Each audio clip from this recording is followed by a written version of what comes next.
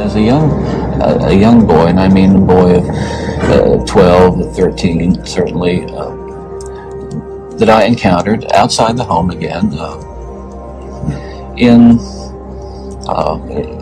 the local grocery store, or the local drugstore, the softcore pornography, what people call softcore. And it happened in stages, gradually. It doesn't necessarily, not to me at least, happen overnight. Once you become addicted to it, and I look at this as a kind of addiction, like other kinds of addiction, I would keep looking for more potent, more explicit, more graphic kinds of material.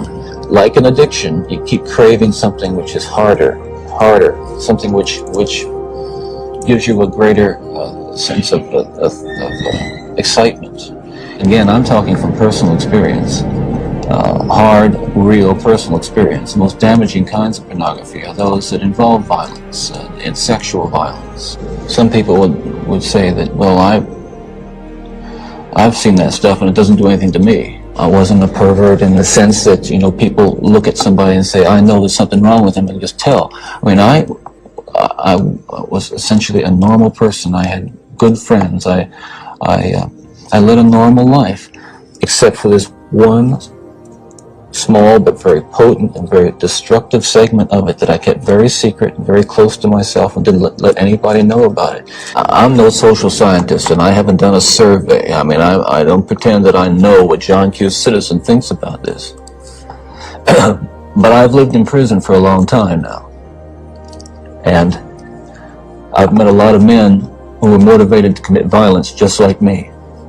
And without exception, every one of them was deeply involved in pornography, without question, without exception, deeply influenced and consumed by an addiction to pornography.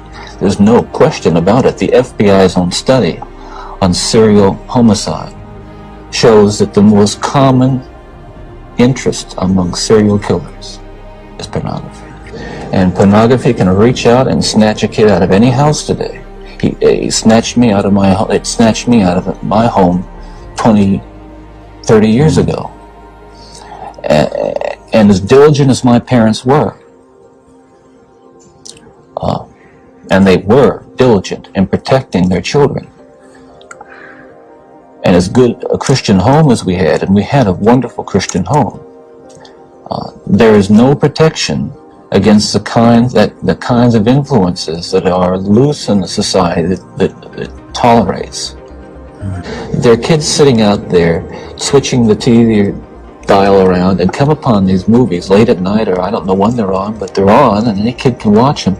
It's scary when I think what would have happened to me if I had seen. It was scary enough. I mean, that I just ran into stuff outside the home, but to know that children are watching that kind of thing today, or can pick up their phone and dial away for it or send away for it. And let's come into the present now, because what I'm talking about happened 20, 30 years ago. That is, in my formative stages. And what scares and appalls me, Dr. Dobson, is when I see what's on cable TV. Some of the movies, I mean, some of the violence in the movies that come into homes today with stuff that they wouldn't show in X-rated adult theaters 30 years ago.